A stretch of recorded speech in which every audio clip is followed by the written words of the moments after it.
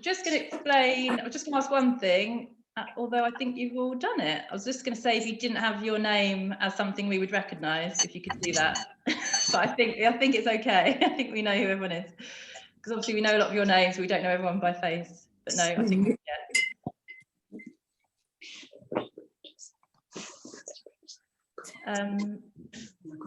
yeah, still people joining. In the kitchen. Well, hello there. Who's that? Hello. Hi, can you hear me? It's Gilbert's here. Oh, hello. Paul and Ronnie. Ah, yes. Yeah. Unfortunately, although we came to listen, our wine hasn't arrived yet. Oh, no, I'm so sorry. It's not your fault. It's not your fault. We just thought we'd just joined the Zoom to start with, and then we're going to play back the Zoom. Going to keep it for Valentine's. Yeah. Yeah, I mean, it's really unlucky that obviously the snow came at the wrong time, and there was a moment we thought we wouldn't get any of it out, but APC came to collect on Tuesday, and we thought that most people would get it, but strangely it seems to be the local deliveries that have been, I suppose we had quite a lot of snow here in this area today, so yeah, I'm so sorry. Is anyone else who's joined us not got their wine? Oh no, Peter. Did you say to Juliet you were worried about, because your lane was a bit inaccessible? Yes. Okay. Oh, so you didn't think they'd be able to get down anyway, even if they tried? No, we can't get out, and nobody can get in. Well, we totally understand if you get bored and decide to leave because you haven't got your wine to taste. So yeah, we know why. I'll have a glass of fresh water. Okay. Not quite the same, but we'll have to do. I think we're gonna make a start. So I'll just explain how it's going to work. But welcome everyone. First of all, thank you so much for joining us. We're really excited to do this first ever live event. We don't know how it's going to go, but we'll give it a try. And worst comes to worst, we can just drink some wine. Definitely. Apart from Peter, sorry.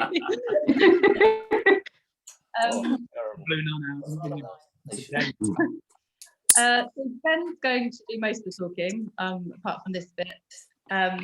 Sorry, just let one more person in. But yeah, Ben's going to do a little introduction just about how the wines are made, and then at the end, he's basically sort of three sections. So Ben's going to do an introduction, then we're going to taste the wines individually, starting with the 16 and then going on to the 18. And at the end of each section, we'll give you a chance to ask some questions. If you've got questions while Ben is talking, you could send them in the chat function. No. Again. I'm going to mute you all now, so that you can't hear any dogs barking and things like that. And I will hand you over to Ben. No, I don't. Right, we're just working out how to mute everyone. This is the first time we've done this, but so yeah, just to recap, if you've got any questions, please do ask. It's nice for you just to jump in, but yeah, whilst we're doing like the main sections, if you want to just send the questions over through chat, and then what we'll do, we'll unmute people. Or if you're desperate to ask a question, just start, I don't know, unmute yourself and shout or something, or put your hand up, or like they do in homeschooling, or something like that, and we can be flexible. It's not a problem. I am sorry. I thought I could easily mute you all. I can't see how to do it. I thought I could do it. So if you aren't muted, could you mute yourselves just in case of any unexpected noises coming in? Yeah. Thank you, everyone. Thanks very much. Okay, right, hand over to Ben. Cool. Right, so we're going to taste two wines today, which you hopefully know about. First one is Bacchus. Well, they're both Bacchus Fumé. One of them's from 2016, which is our first vintage, and the other one looks very similar. It's from 2018. And yeah, so 2016 was the first vintage that we ever did. And the grapes from 2016 came from a really nice vineyard down in Essex that we've worked with on a continuous basis. But the two wines are interesting, we thought, for people to taste because they're quite similar in ways. They've got similar acidity levels, they've got similar production methods, similar residual sugar levels, and yeah, just similar production styles, but they're also quite different. And so hopefully this will be a nice way of just sort of exploring how wines can be different, even though they're made the same, and why that is. So that'd be really another reason why I'd really like you to ask as many questions as possible, because hopefully, yeah, we can sort of tell you some things that you might not have otherwise known. But just to give you a bit of background about where the word fumé comes from, on your tasting notes, I would have mentioned a wine called Sauvignon Fumé. And there's a guy called Robert Mondavi, who's a very famous winemaker. Back in the sort of 80s, he was big in California, and he was one of the people to really make Sauvignon Blanc famous. Sauvignon Blanc is a grape variety that traditionally has been made in the Loire Valley, in places like Sancerre and Puy-Fumé. And Robert Mondavi wanted to take what was then fairly one-dimensional, boring American Sauvignon Blanc that was often sweetened up just to make it suitable for the American palate at that time. And he wanted to turn it into something a bit more interesting. So he came up with this concept of making a Sauvignon Fumé. And he basically nicked the word fumé from Puy-Fumé. And Puy-Fumé is a village in the Loire Valley that's become very famous for making Sauvignon Blanc wines. And so that was a good start. He had a good idea for a name there, but then he also used the word fumé to refer to the fact that these wines were aged in oak, because the word fumé, Anna will have to correct me if I'm wrong, means smoke or smoke-like. Smoked, yeah. So, you know, obviously you get those smoky flavors from a barrel. And so it was quite a nice name, really. He sort of took the name from Puy-Fumé and then made it sort of associated with the fact that there was some oak going on. Now, the funny thing about that is that Puy-Fumé wines themselves, and Sancerre wines, and most wines from the Loire, but they don't have any oak in them at all. They're very steely, stainless steel made wines that don't have a sniff of oak. So it can be a bit confusing. People think, so, is a Puy-Fumé oak? No, it's not. But a modern style Sauvignon Fumé tends to be an oaked variant of a Sauvignon Blanc. And normally Sauvignon Blanc would be a wine that doesn't have oak, because it's got those crisp, fresh, grassy, tropical flavors that normally typically don't go with the sort of oaky flavors that you get from putting something in a barrel. So why are we making Bacchus Fumé? And what's that got to do with Sauvignon Fumé? Well, Bacchus, as most of you will probably know, because I might have told you before, or you've read about it on our website, Bacchus is quite similar to Sauvignon Blanc in certain ways. Certainly when a lot of people in England who've been making Bacchus have been comparing it to Sauvignon. And so winemakers have actually been experimenting with doing a Bacchus Fumé in the same way that Mondavi did with a Sauvignon Fumé. What we know now, and that's partly down to some of the research that we've done here, is that we did that in our first year, is that the Bacchus isn't as much like Sauvignon Blanc as people thought. It's actually a bit closer to Riesling. And Sauvignon Blanc contains a number of aroma compounds in the skins, which are called thiols, and they're very sort of tropical flavors that you get. And Riesling contains aroma compounds called monoterpenes, which are much more down a sort of floral route.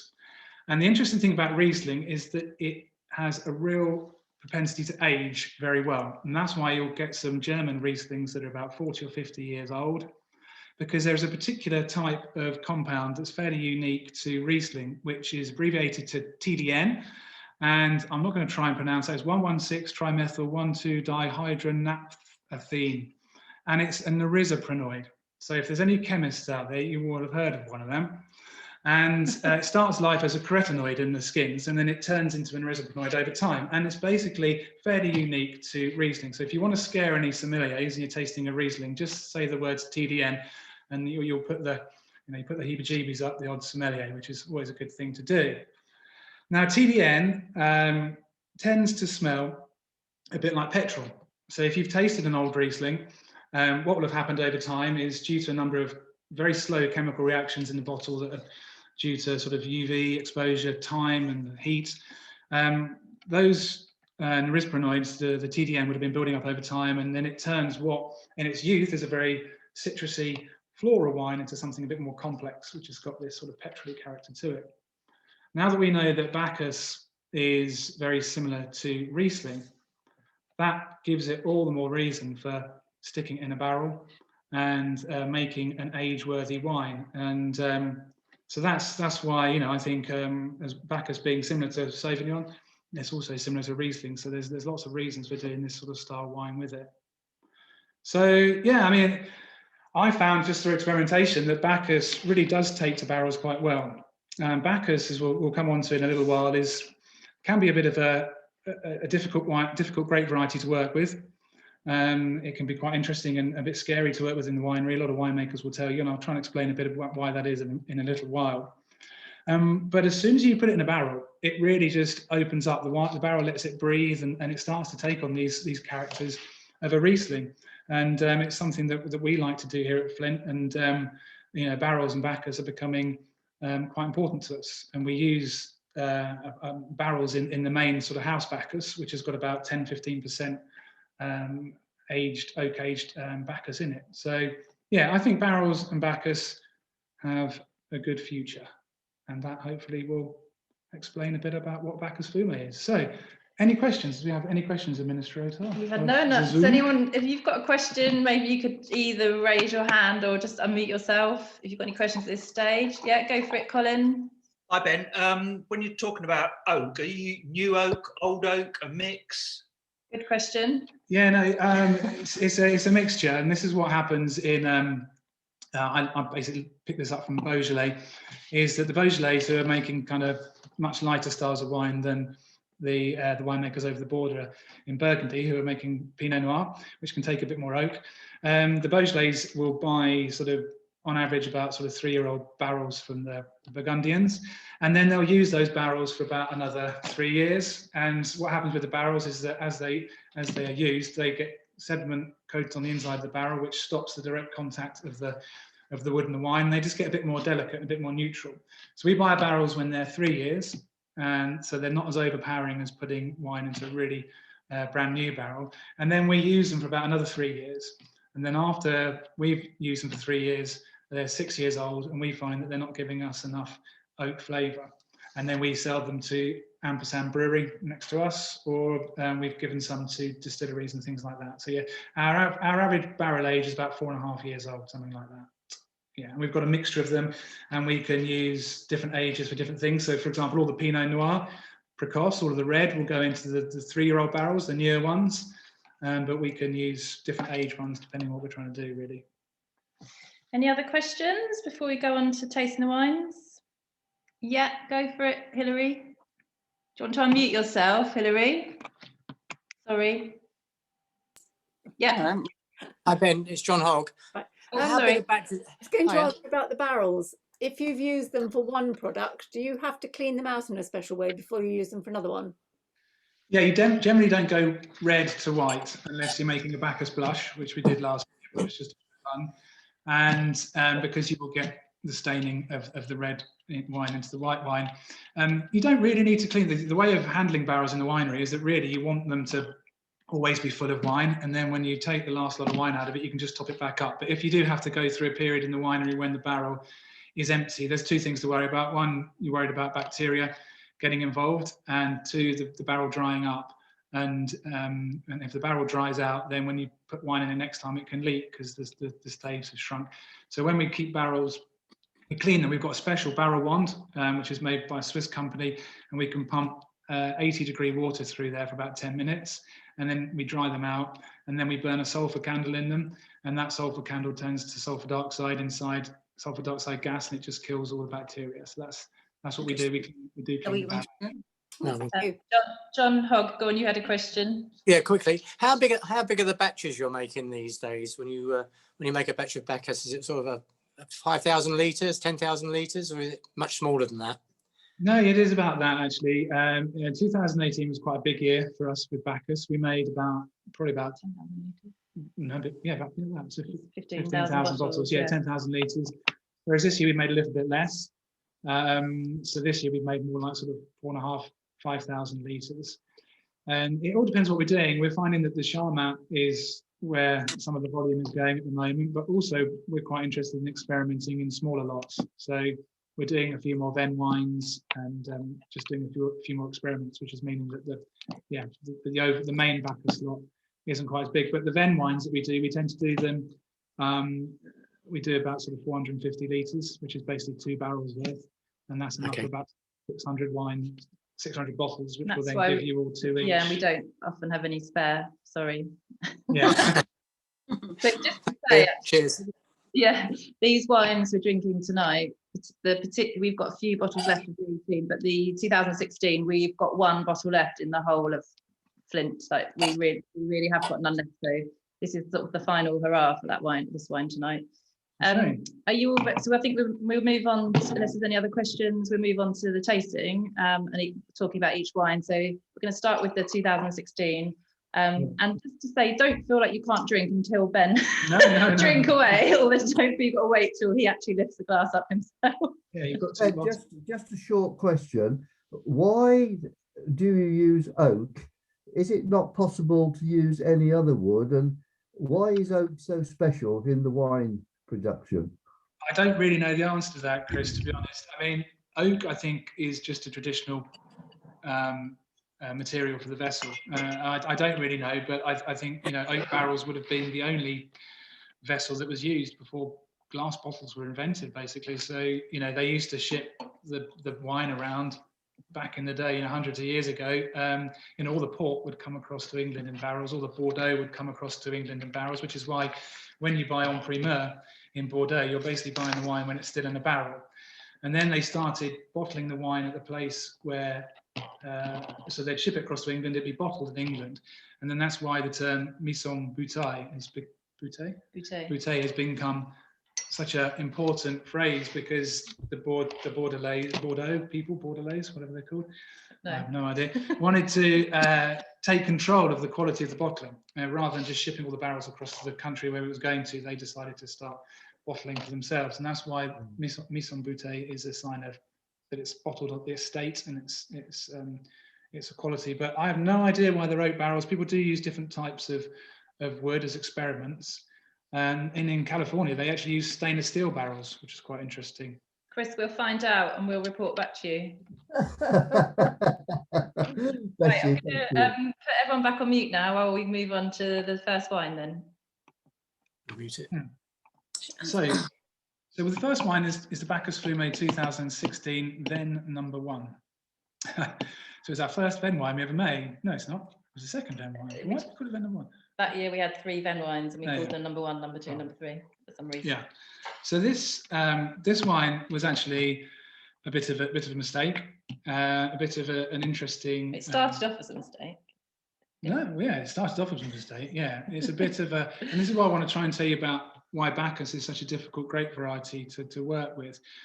Bacchus has a tendency in the winery to produce things called reductive style aromas, and it goes through a chemical process called reduction. Now in the tasting notes, I hope I'm not repeating myself too much, but it's quite an interesting, important thing with Bacchus, that when you're looking at when you're making wines, you've got really 2 ways the wine can go. They can either be oxidized, which is, you will have heard of oxidized wines. They tend to show sort of sherry characteristics, or eventually if ethanol goes through chemical oxidation, it will turn to ethanol, which is basically acetaldehyde, which is what you smell in sherry, and then ultimately that will go to acetic acid, which is basically vinegar. So that's oxidation, and that's what happens if you've got too much oxygen in a wine system. And you'll have heard the phrase, some people say oxygen is the enemy of wine. I think it was Louis Pasteur or someone like that would have said that, because we've got to be careful about how much oxygen can come in, because it can spoil the wine.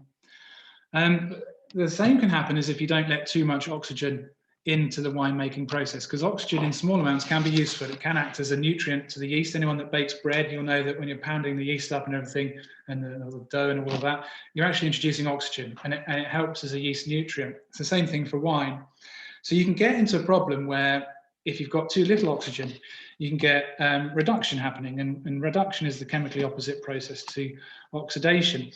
Oxidation tends to involve oxygen. It doesn't always have to involve oxygen. Reduction tends to involve sulfur compounds. And so when you get reduction happening in a wine, it will tend to metabolize sulfur and turn it into, well, it'll get hold of the sulfur and turn it into something else like hydrogen sulfide, which can smell of rotten eggs or sort of rubbery aromas and things like that. So reduction can be a problem. And reduction can be particularly a problem under screw cap. And there's been a lot of debate about the benefit of screw cap over cork. And again, if you want to upset a sommelier in a restaurant and you're tasting particularly a bottle of Pinot Noir can go quite reductive. And there's a lot of Pinot Noir in the New World that's under screw cap now. And so if you open a screw cap bottle of Pinot Noir and the first sniff that you get is sort of that pencil shavings kind of thing, that's a sign that there's a slightly sulfury flavour in there. And that could be due to the fact that the screw cap allows a lot less oxygen ingress through than a cork does. And so you can actually have reduction reactions happening inside the bottle. So this is why Bacchus is a little bit difficult, and I don't know why, and we're still working it out, but Bacchus is a great variety, just tends to express reductive style aromas, as does something like Pinot Noir. And it's one of these terrifying things as a winemaker. You're making the wine and it comes in, the grapes are beautiful, the juice tastes lovely, and then you start the fermentation, and then you start getting a hint of, you know, sort of like these eggy flavors, and you're like, oh God, it's all going wrong. And then this is basically what happened with this one tiny little batch of the 2016 Bacchus. At the end of the fermentation process and the settling process, it was just a little bit bluesy. It was not particularly tasting great. And that can be due to a number of things. It can be due to sort of yeast stress at the end of fermentation. And I didn't know what to do, but normally with our Bacchus, our house Bacchus, we blend across lots of different component Bacchus wines. So we make some of the wines deliberately reductively, because reductive winemaking can really enhance some flavors, whilst it can also have the danger of creating these sulfury aromas. We did some of the Bacchus a bit more oxidatively, we did some of it in oak. And the idea is that you can then blend those together and hopefully produce something really interesting, which is what we always try and do. But this one particular component, which was about 2 barrels worth in one of our little tanks, was not tasting quite right at the time. And my only instinct was really just to chuck it into a barrel and hope for the best. And so we popped it into a barrel, left it for a year, and the barrel sort of worked its magic on this one batch of Bacchus. And possibly the reason for that is because if it had got slightly reductive or reduced through this lack of oxygen at any particular time in the winemaking process that had come before, putting it in a barrel will open it up, because you've got the staves of the barrel which are naturally porous, and a process happens called micro-oxygenation, which allows tiny trickles of oxygen through to the wine over the time that you're aging it. And tasted the wine over the course of a year, and gradually it just started opening up and tasting really, really quite good. And we weren't, planning on bottling it. It was just a case of let's see what happens. But by the time 2017 came around, we decided it was tasting so good that it should be a Venn wine in its own right. And this was then our first Fumé style Bacchus, our first oak-aged Bacchus. And I'm super, super pleased with it. So what was actually, a bit of a problem child, actually turned into something that I think is really, really nice. And I think that's just down to the oak.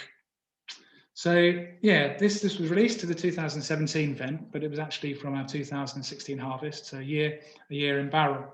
But I'll talk a bit about the wine now. I think for a wine that's this old, so 2016 had a year in barrel and a couple of years in bottle, it's still got a very fresh nose, very clean. It's very, it's very sort of taut and clean. It's crisp. It's there's nothing, sort of muddy in there. And the first thing I get when I sniff this is a real kind of floral Riesling smell. It's got lots of floral, so tropical flavors, bit of peach in there. And this reminds me of a really good New World Riesling. It's got all those lovely sort of fruit characters. I think it's got a little hint of that petrol character that we were talking about, the TDN, but that's just quite subtle.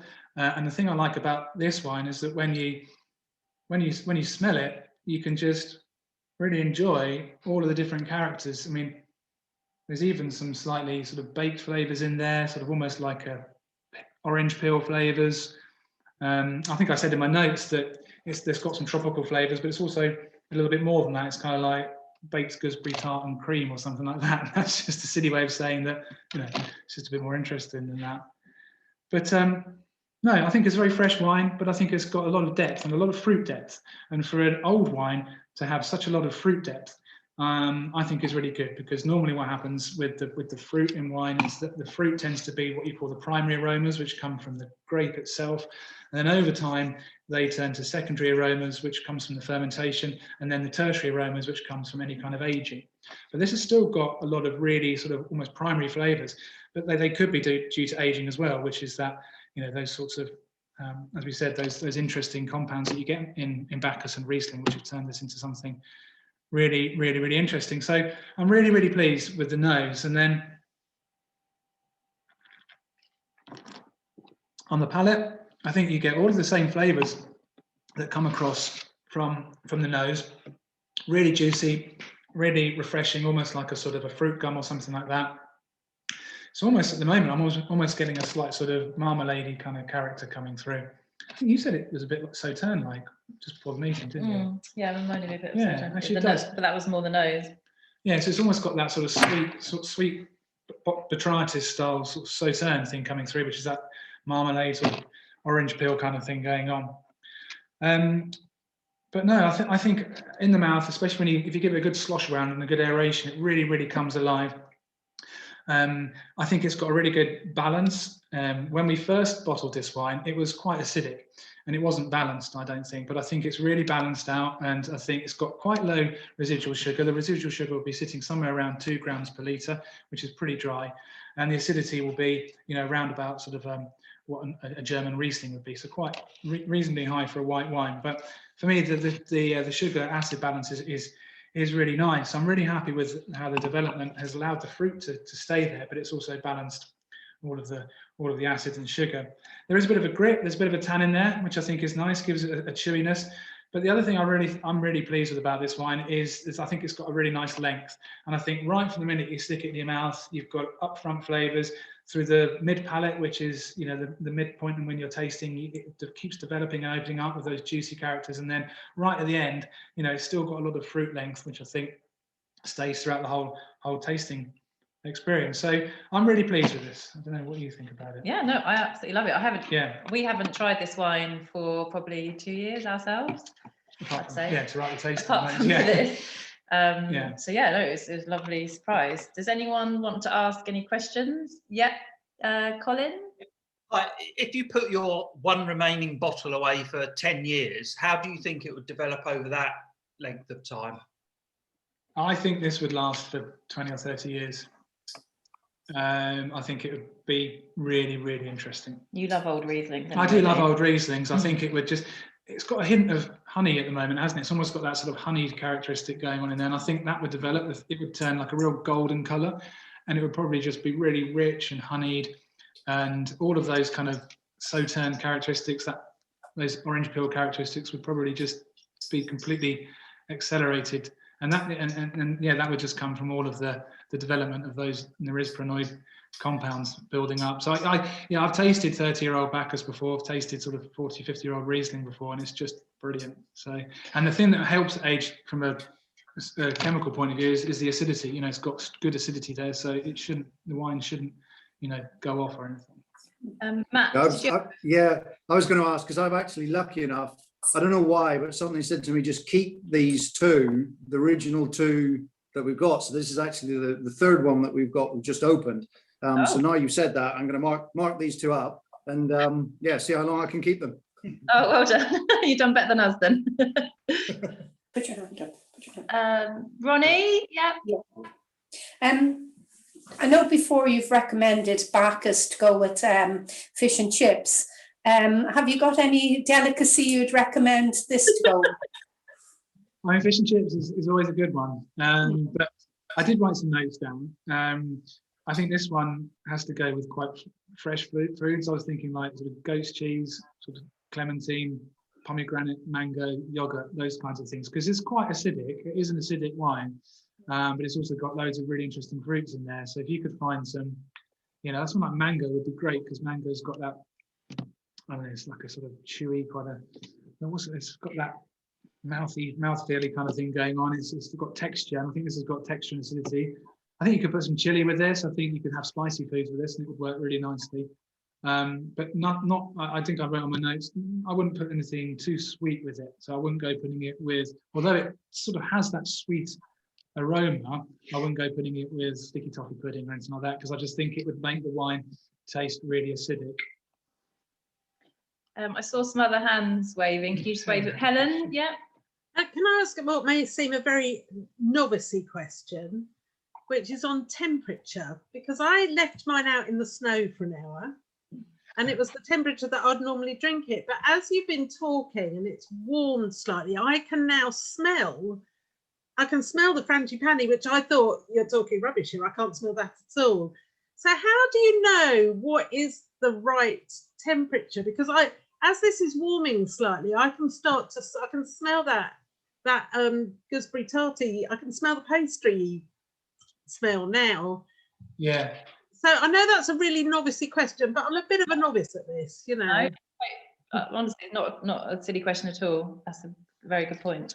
And as things just warm up, they vaporize a bit quicker, so you get more of the flavors coming off of it. And that's why the same thing with beer, really. If you like drinking like cheap beer, you chill it with an inch of its life and it tastes good. But yeah, we're drinking this. These have been out of the fridge. It's been out of the fridge about an hour now. Yeah, and I think it's really nice. I would, yeah, I think too cold, and you won't get all those flavors. But I think we maybe do have a tendency in England to overchill wines compared to like our French friends. They're happy to leave it out on the table, where I think we're quite often just sticking it back in the fridge every 2 minutes. So yeah, it is. I think these are good out of the fridge for a little while. It depends on the wine, Helen, and what you like tasting. Yeah, because obviously normally with a Sauvignon Blanc, a fresh kind of Sauvignon Blanc, it's got all those real citrusy flavors. They can probably stand up to a bit more chilling, and the cold will sort of accentuate the sharpness, because when something's cold, that acts like as a pain receptor. It actually accentuates a lot of those kind of sort of citrusy flavors, but then you lose some of the others. And then things like Chardonnay, Chablis and things like that, Burgundy whites, no, you shouldn't really drink them straight out of the fridge. They should be out of the fridge for at least half an hour, because you won't get all the flavors, as you're saying. Yeah. Stephanie, did you have a question? I can't see now, but I didn't know whether you were trying to ask a question. Maybe you've disappeared for tea. Oh. I haven't disappeared for tea, no. Do you have a question? Well, there's actually 3 questions. One, I don't know if you got chat on mute, because I can't use chat on Zoom. It doesn't matter though. I think a lot of people say around about 8 degrees for white wines is about the right temperature. As Ben says, depends very much on what you like, I suppose. Yeah. But what I was going to ask Ben was actually, wouldn't he have liked to see this wine develop or further for another 3 years rather than drink it tonight? This tasting wasn't my idea. You've got to tell off me and Juliet for this. Juliet's also joined us and she's now looking sheepish. It was our idea. Yeah, I'd have loved it. No. Yeah, no, but perhaps we should have done. One of the things that we are maybe a bit short-sighted about is keeping hold of some library stock. I mean, we've only got 1 bottle left, and I think what happened with this tasting was it became so popular that we ended up letting a bit more go than we should have done. But I think that it's just because it was our first vintage as well. We had so few bottles to start with, that we had so few bottles left in the library stock. We have been a bit more cautious with later vintages. We do have a little bit more left in the library stock, which Juliet and I won't touch. So yeah, that is a good point. Did you have one more thing, Stephanie, you wanted to ask? No, that's no, you're done. That's fine, thank you. Oh, do you want to? Yeah, I do. Hang on, so hold on a minute, John's going. Can you hear? Yeah, I like both the wines are very good. Thank you. I do like the wine, but I have a grumble about the label on the bottle. Okay. I'll grab that until the end. Go on. I don't like the way it says produce of England. Product of England. Okay. Produce of England. I don't like it because it copies the French Produit de France. And why I don't see why we should. Why not just call it English wine? It's actually a labelling requirement. So we have to use the exact language specified. Funnily enough, it was EU ruling, it won't be anymore. But so we have to use exact wording specified for for the type of wine we're making.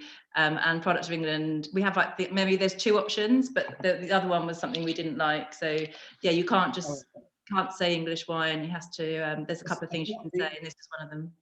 That's not an EU regulation, is it? Well, it is, and it was. So if it's going to change, I reckon they'll keep it similar now anyway. But yeah, so it was part of the EU labelling scheme anyway, and that's what we had to call it. So that's the reason behind that. But yeah, you could see a change. We'll have to wait and see. Yeah. Should we move on to the next wine? Let's do it. Yeah.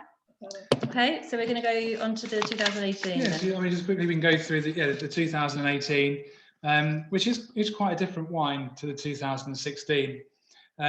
Really, the main difference in production. Well, we made this in 2018 after we were so pleased with the 16. We actually did release in 17, but it was from the 16 vintage. The main difference in how we made this wine is just the age of the oak. So the oak barrels were slightly newer, and they would have been sort of 3 to 4 years old rather than sort of 5 to 6 years old that we used for the first one. And we also used juice from the latter stage of the press cycle. So when we're pressing grapes, we've got a big press that can take 2 tons of grapes, and inside there's a membrane which starts to expand and squeeze the grapes, and then the juice starts to flow. And the first juice that you collect, we call the free run, and that's pressed up to about 0.8 bar, and that takes about 2 hours to come out of the press. And then we put that into one of our tanks and we ferment that. And then we keep squeezing at the press up to about 1.5 bar, and we get what we call the pressings. It's a very important process in Champagne, where they fragment the different juices as they come out of the press, and they use them for different grades of wine. In Champagne, they call the free run the cuvee, and they call the pressings the tie. So some of the best champagnes will be made exclusively from cuvee juice. Now, the free run juice is much more suited to high quality champagnes, but not necessarily suitable for really sort of aromatic textured wines, because the more that you squeeze and press the grapes, the more extraction you get from the skins. And in the skins is where all of the flavour and the aromas and all of the tannins sit. We don't squeeze particularly hard at the press. Even our press juice is probably what a lot of wineries would actually classify as their free run, because we're taking very low yields at the press. We handle the fruit fairly gently. But what you end up with is a press juice, which is much higher in tannin and flavour. And so it's just a bit more interesting. And so it was for the 2018 that I decided to use some of the press juice and age it in a barrel. And the fact that you've picked up tannins during the pressing process really works quite nicely with the natural tannins that you pick up in the barrel. And also the fact that the barrel, again, is porous and it's allowing this transfer of oxygen through the staves. That process helps to polymerize the tannins in the wine, which eventually they drop out, and it softens the mouthfeel. So actually using the press juice in a wine like this, where we were trying to get some texture and a bit more interest, I thought was a good idea. So that's why we did that. So it's had a little bit more skin contact, so you're going to have a little bit more punchy flavors and perhaps a little bit more tannin on the palate. But yeah, just 6 months in oak, but slightly newer oak, whereas the 2016 was a year in oak and slightly older oak. But I mean, on the nose, I think immediately I'm getting more oak character. It's almost like a sort of a woody, sort of a piney sort of character, and I think that must be an influence of the barrels. And actually, just coming to think of it, I'm just trying to think now. I think these are this was American oak, and I think the 16 might have been French. I can't remember. But they're definitely different barrels. So there's almost a slight earthiness, and I was almost wondering if there's like a slight farmyard character to that, which sometimes can be quite nice in a small amount. But you know, this is something a little bit earthy there. But for me, this one, I don't know if you're getting this, Helen, it's got a bit more of that frangipane character to it. It's got a bit more of that almond thing going on. It's more nutty, and and that's what I often associate Bacchus and barrels with. And I think this one's got a little bit more spice, almost like a sort of a cinnamon spice. I think it's got a punchier nose than the 2016. It's complex like the 2016, but probably not quite as complex and as subtle. There's certainly a lot less fruit on this wine. There could be some sort of slightly tropical fruits in the background, but I'm getting a lot less fruit compared to the 16, which was just full of peaches and floral stuff. And I wonder if that's anything to do with the time that it's had in the bottle, because as we were saying about the 2016, all of those interesting Riesling compounds were transforming into that sort of petrol-y, sort of fruity character. Whether this has a bit more time, it might go a bit more like that. But on the palate,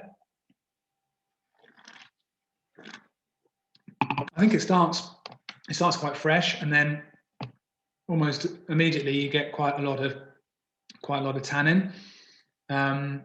It's got that sort of woody grip to it. It's certainly has got a lot more tannin there. It's got a bit of a medicinal quality to it. So it reminded me a little bit of a sort of grappa or a Marc de Bourgogne. It's got that sort of almost like brandy kind of flavour going on there. So yeah, real sort of nuttiness.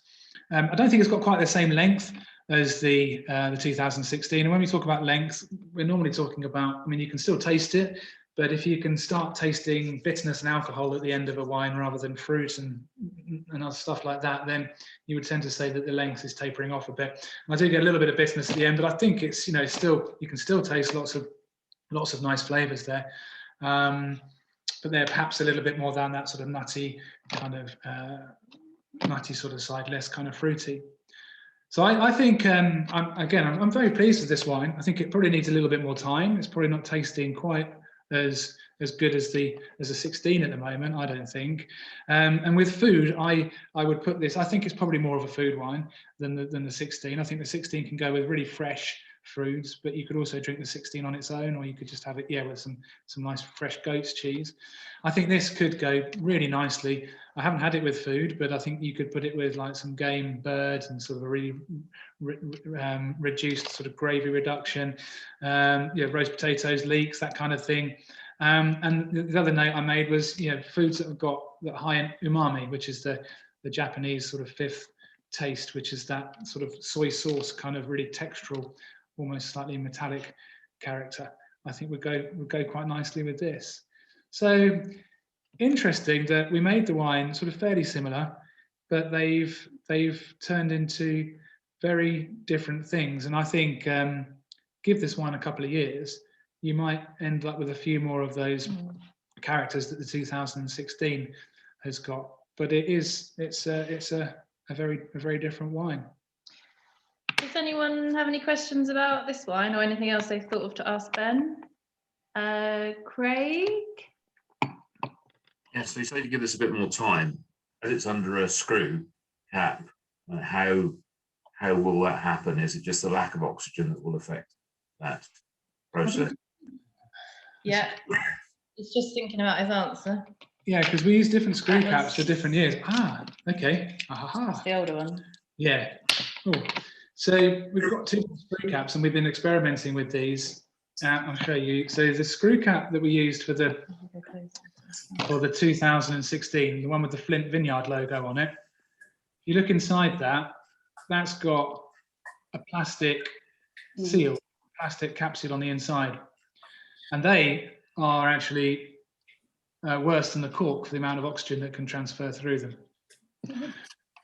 The other one, which was the 2018, has got a tin liner, and these are much more efficient at keeping oxygen out. So actually, I hadn't even thought about that, but that's probably why they've changed a bit differently. Now, in our first year, we started using the plastic liners, Saranex it's called. They are cheaper. That wasn't really why we decided to do it. The reason I wanted to use Saranex, because I was worried about the lack of oxygen transfer through the bottle, and knowing that something like Bacchus needed oxygen and better. With the Sorry, we'll go back on mute. Apologies. Sounds like Family Fortunes in the background or something. Ringtone, would you believe? I've muted you. That's right. So yeah, no, anyway, I'm banging on a bit, but the plastic will let more oxygen through, and it was my initial thoughts when I was making wine to start with that I wasn't too worried about oxygen coming in. I thought it'd be a beneficial thing, and then through a bit of peer pressure, through all my friends that were using metal, I transferred over to metal. But we've gone back. We've gone back. We've gone back to Saranax the first year. We've gone back to those ones now. So we'll see, won't we? What happens? Yeah. So that could have something to do with the aging. But you can basically buy screw caps that allow different amounts of oxygen through. But so yeah, that will be a very slow aging process under the metal screw cap of the 18, I think. Someone else had a question. Who else was waving? Helen? Yeah, it's not a question, it's just a comment, really. Yeah. That this, I think, would solve your Christmas Day, the person who doesn't like red with their turkey problem. It's got enough weight, hasn't it, to have with your Christmas dinner. And at Christmas, you never, you know, it's one of those sort of events where red's a bit too hefty and a lot of whites are a bit too light, and this just fits into that gap, I feel. But that's a personal thing, you know. Yeah, it's a good point. Often I think people do recommend something with a bit of a white with some sort of oak on it to go for Christmas lunch. Yeah, I think this does work well with food, because I was tasting this with my mum and dad, and they thought that the 16 was lovely, and then they tasted the 18, and I was sort of more favouring the 16, and then they had it with some food, and they were just absolutely, you know, loving the 18 basically. And I think when you put the 18 with food, it really does come into its own. Colin, did you have a question? Yeah, it's a more general question, reading the notes, about malolactic fermentation. You said that you don't allow it to happen in this.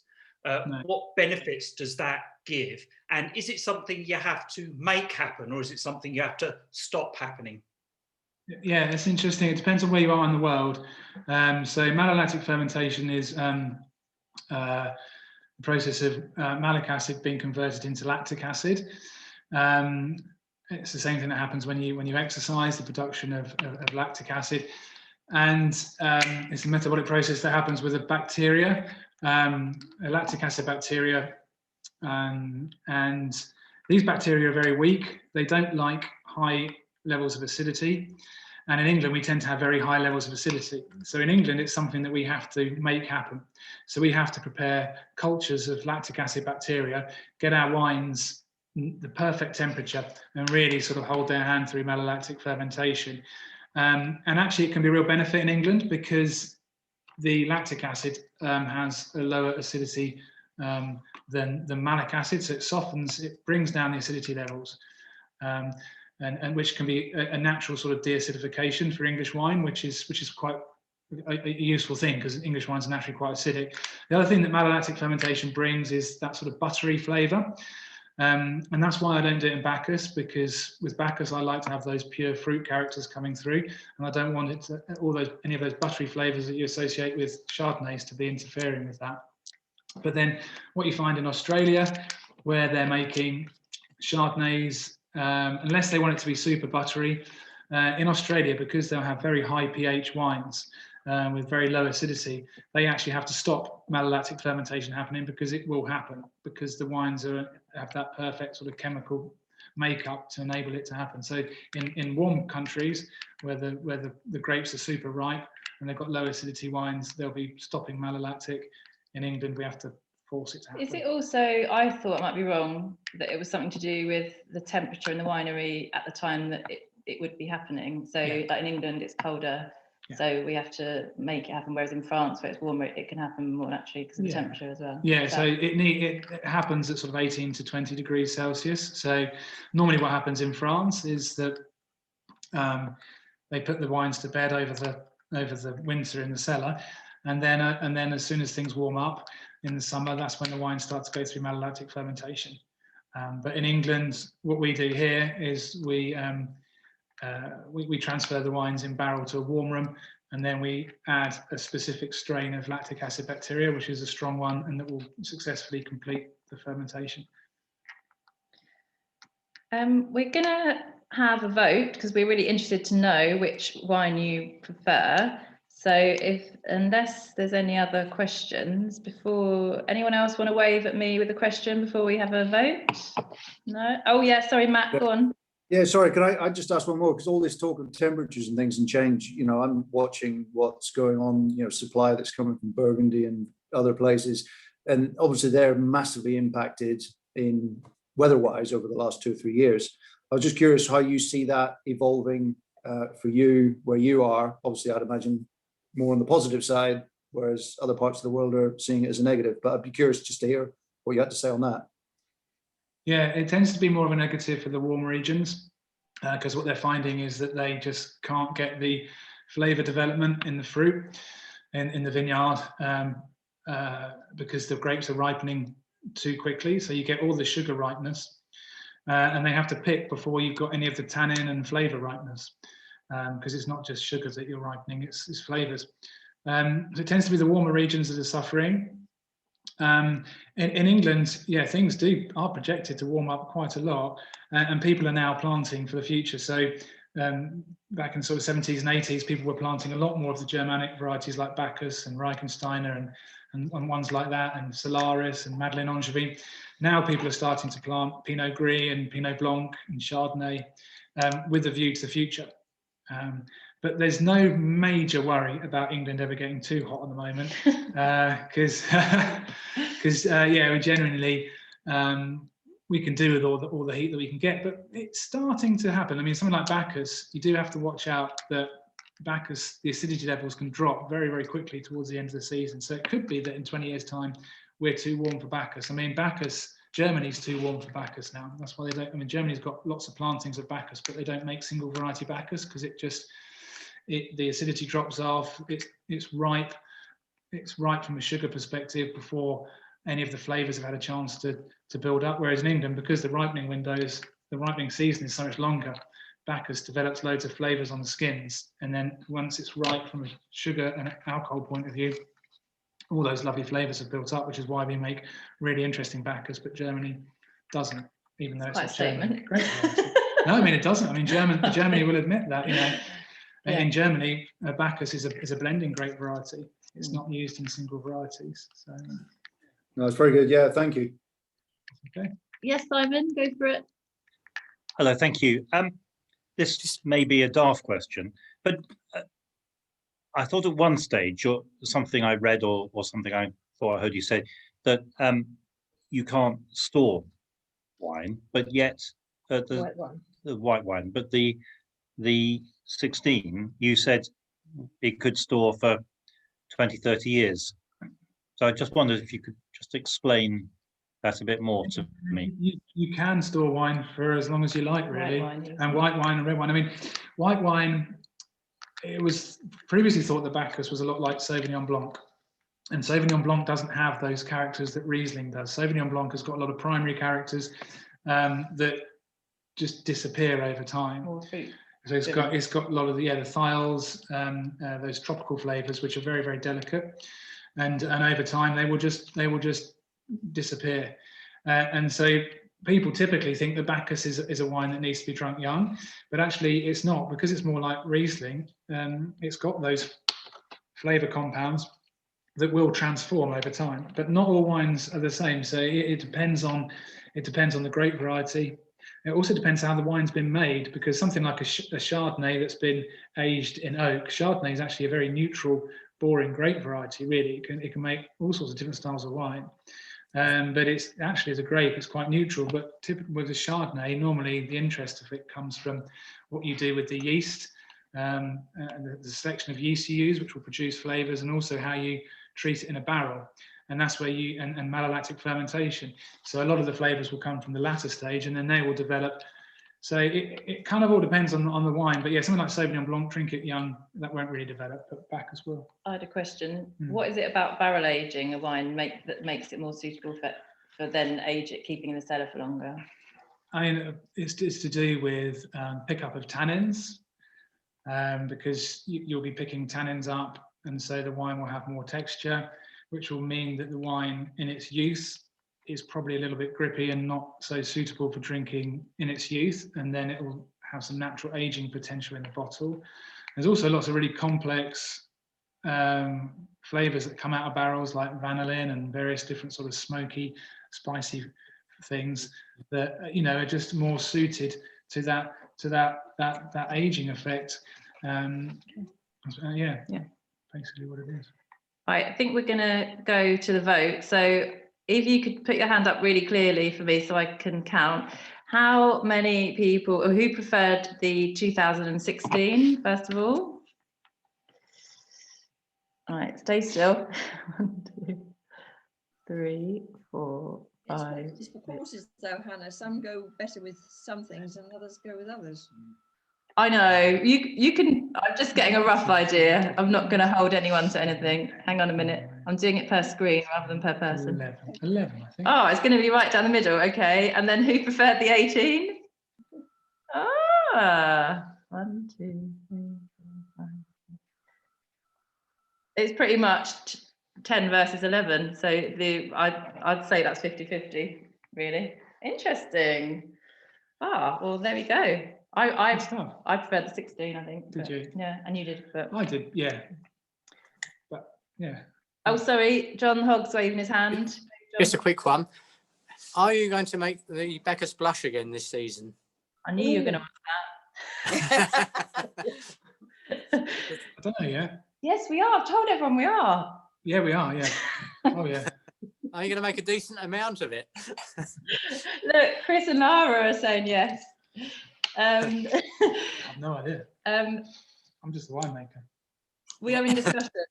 I mean, the Venn Club wines are always going to be limited. Obviously, the idea with Venn Club wines was, or is, that if we find that if we hit upon something that is universally popular, which definitely the Bacchus Blush has been the most popular Venn Club wine we've ever done, that we could eventually then introduce it into our main range. That that was sort of the concept. So it just so happens this year we do have less Bacchus in tank, full stop. So but we are going to make some more. Whether we can make a larger volume or not, I don't know. But I'm gonna say now. No, we did say Venn Club members will get some. So we've said it now. So there you go. There's lots. Hang on a minute. Yeah. Oh no. Hang on. Yeah. I don't think we should have this conversation live on Zoom. There's going to be some interesting things coming Venn way anyway this year. Okay. No more promises. No. I think we should wrap up because we're getting close to the hour. But we're so grateful to you all for joining us. Hopefully we can do it again, especially if we're still in lockdown in months to come, but hopefully not. But yeah, thanks very much.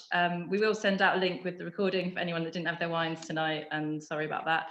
And send us any feedback, but sit back and enjoy your wines for the rest of the evening, and hopefully see you all sometime in the summer when we're all allowed to meet up again. So yeah, 2 bottles between 2 of us. Yeah. Thanks very much, Ben and Hannah. Thank you. Thank you very much. Thank you. Thank you very much. Thank you.